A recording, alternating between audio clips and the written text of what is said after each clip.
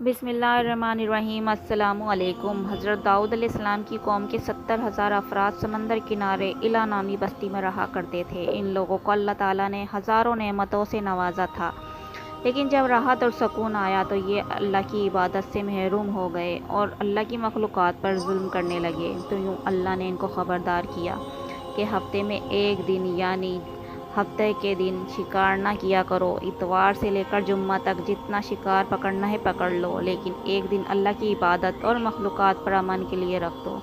یوں اللہ نے ان کا امتحان لینا شروع کر دیا۔ وہ اتوار سے لے کر جمعہ تک سمندر میں مچھلیاں پکڑنے لگتے تو مچھلیاں زیادہ مقدار میں ہاتھ نہیں آتی، مگر جب ہفتے کے دن سمندر کو دیکھتے تو ان کو بڑی بڑی مچھلیاں نظر آنے لگتی۔ ان لوگوں میں سے ایک کو شیطان نے ورغلایا کہ پریشان کیوں ہوتے ہو، میری ترکیب پر عمل کرو، تم شکار سے کبھی محروم نہیں رہو گے۔ تو بس شیطان کے کہنے پر اس شخص نے ہفتے کے دن کانٹا لگا کر ڈوری کو سمندر میں ڈال دیا تاکہ مچھلی پھنسی رہے، اور شیطان نے کہا کہ اس مچھلی کو تم اتوار کے دن نکالنا، اور یوں ہفتے کی حرمت بھی باقی رہے گی اور تمہارا شکار بھی ہو جائے گا۔ بس شیطان کی بتائی ہوئی ترکیب پر ہفتے کے دن مچھلی پھنسی رہی اور وہ اتوار کے دن نکالتا اور خوشی خوشی کھاتا۔ جب آس پاس کے لوگوں نے پوچھا تو ان کو بھی یہ ترکیب بتانے لگا، اور یوں اس قوم کے کچھ لوگ ہفتے کے دن مچھلی پکڑنے کے لیے جال پھینکتے، اتوار کے دن نکالتے، اور کچھ نے تو سمندر میں نالیاں بنا کر چھوٹے چھوٹے تالاب بنا دیے، گڈھے کھود دیے تاکہ ہفتے کے دن جیسے ہی مچھلیاں یہاں سے گزریں وہ اس کے تالاب میں پھنس جائیں اور ہم اتوار کو ان مچھلیوں کو نکال کر پکا کر کھائیں گے۔ اس گاؤں میں کچھ اللہ کے نیک اور خاص بندے بھی موجود تھے جو کہنے لگے، اے لوگو، اللہ نے ہفتے کے دن شکار کرنے سے منع کیا ہے۔ یہ جو تم جال پھینکتے ہو یا چھوٹے چھوٹے تالاب بناتے ہو، ان میں ہفتے کے دن اگر مچھلی پھنستی ہے تو یہ شکار ہفتے کا ہی ہوگا۔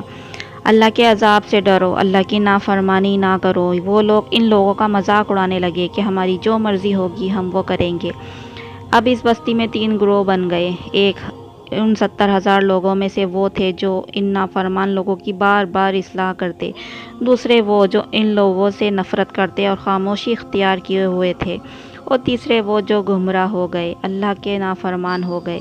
تو نیک بندوں نے یہ فیصلہ کیا کہ بستی کے بیچوں بیچ دیوار کھڑی کر دی جائے، اور یہ حکم نافذ کیا کہ اللہ کی نافرمانی کرنے والے اس طرف ہو جائیں اور جو اللہ کے فرما بردار ہیں وہ اس طرف رہیں۔ وہ سارے لوگ بار بار ان سے کہتے کہ اے لوگو، اللہ سے ڈرو۔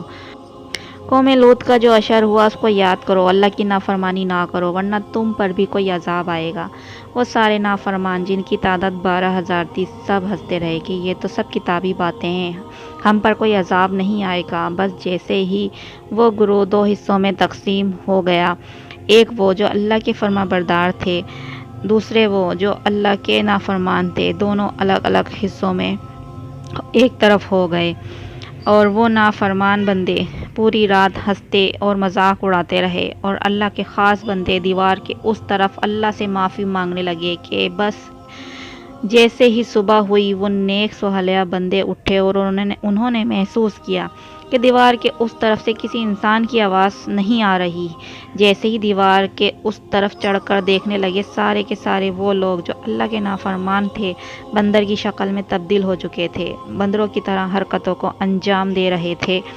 وہ جو سارے لوگ دیوار سے ان کو دیکھنے لگے، ان سارے لوگوں میں سے جو ان کے رشتہ دار تھے، انہوں نے ان بندروں کو کپڑوں سے پہچانا اور چیخ کر رونے لگے، اللہ سے معافی مانگنے لگے۔ لیکن اللہ کا عذاب جب آتا ہے تو وہ ہو کر ہی رہتا ہے۔ وہ 12,000 لوگ جو بندر بن چکے تھے کچھ بھی کھا پی نہیں سک رہے تھے، اور یوں 3 دن بعد وہ اس عذاب میں آ کر فنا ہو گئے۔ بے شک اللہ ان بندوں کو پسند نہیں کرتا جو اللہ کی نافرمانی کرتے ہیں۔